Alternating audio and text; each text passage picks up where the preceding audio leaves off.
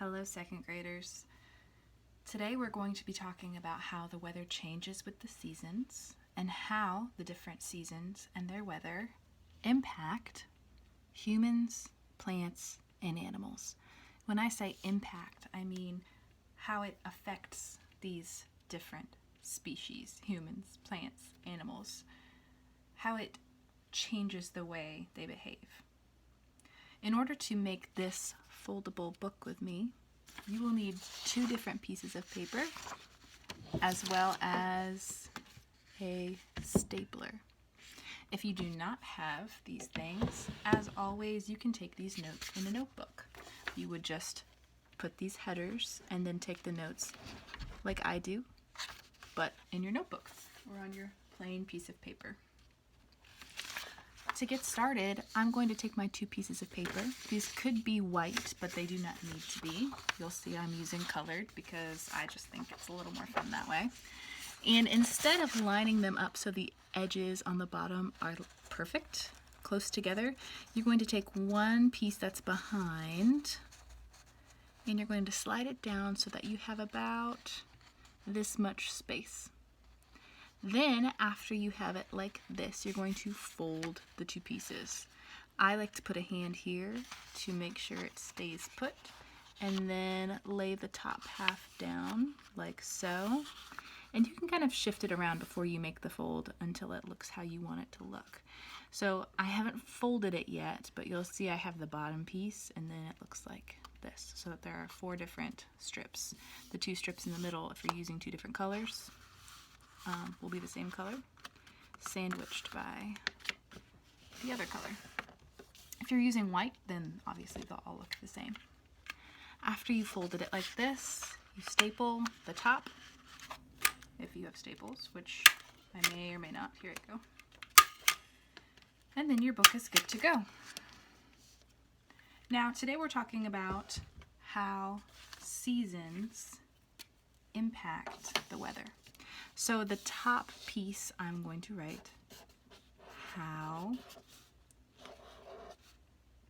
seasons, and if you're taking these notes in a notebook, this will go at the top of your page. Impact means change or effect.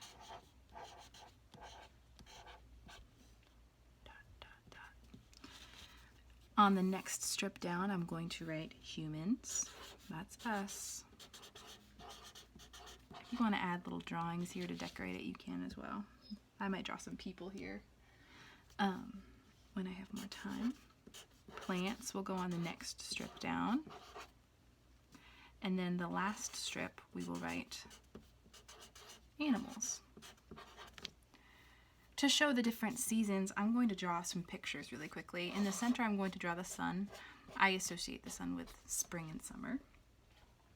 I also associate rain, especially with spring, so I'm going to put some raindrops here for spring weather. And then for winter, I might make a snowman because that reminds me of winter. So how the different seasons impact humans, plants, and animals. The weather is different in each season. You know, in spring it rains a lot. That's us right now. In the summer, it's usually very sunny and warm. In the winter, we get a lot of snow because it's colder. So how do the seasons, impact humans? I'm going to flip up my flap, or if I'm taking notes on paper, I'm going to, underneath humans, write these 2 things. Well, the seasons change or impact how we dress. You know, we wear different clothes depending on what the weather's like. So over here, I might draw a t-shirt and a sun and maybe some sunglasses. These are things we wear when it's warm. It's usually warm in the summer, sometimes towards the end of spring and early fall. And then I'm also going to draw a scarf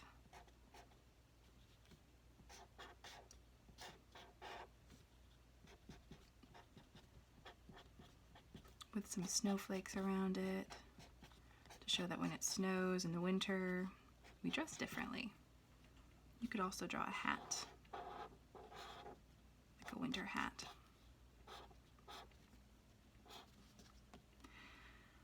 Well, the seasons also impact what we eat.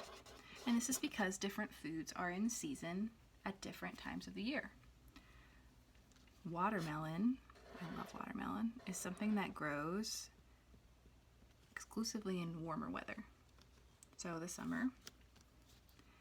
Apples tend to grow in the fall, as well as pumpkins.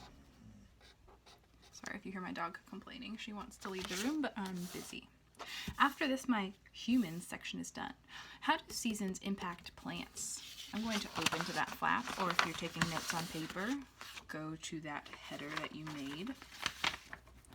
Well, seasons impact when plants grow. What I mean by this is in the spring and summer is when plants grow, when it's warm enough for them to thrive. Certain plants, though, like evergreen trees, they thrive when it's cold too, so it just depends on the plant. But they impact when, seasons impact when plants grow. Seasons also impact when they go, and this word is a new word, D-O, that's an O, R-M-A-N-T, when they go dormant. And that word refers to what plants do when it is too cold for them to thrive. This is not my best tree.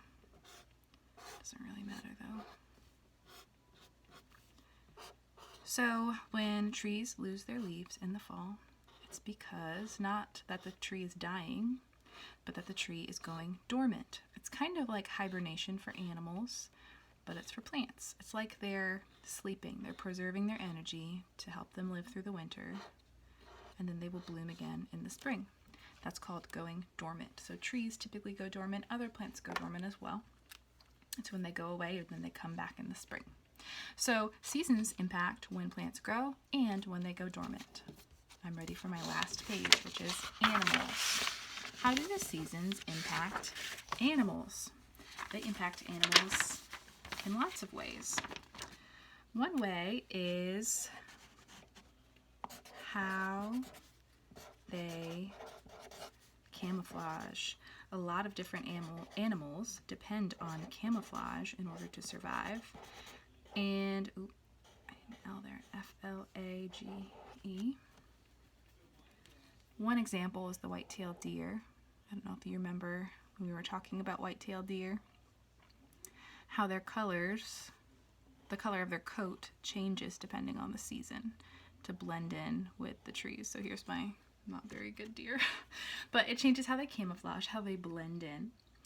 There are examples of like Arctic foxes who are white because of the snow. Different animals blend in depending on what the weather is doing. So the seasons impact how animals camouflage. They also impact when they hibernate.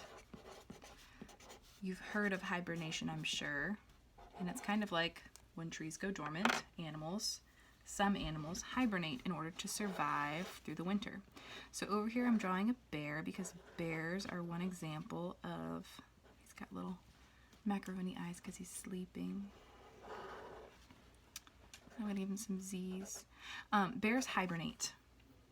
They shut down their system. It's like they're going to sleep, but it's an even deeper sleep. So they eat a bunch and then they hibernate.